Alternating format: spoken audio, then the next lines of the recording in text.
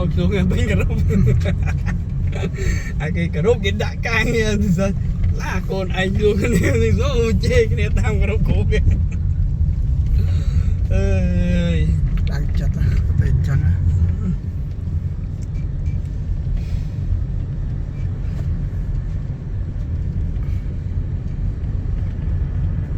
chùa tộc mốc tộc tì pì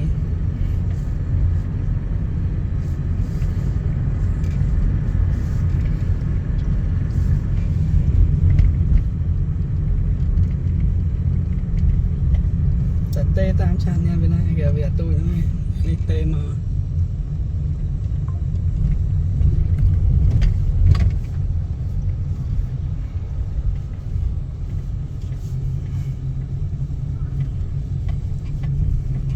ngắm đấy chơi máy còn nó rung xa đã xa chậm trời xa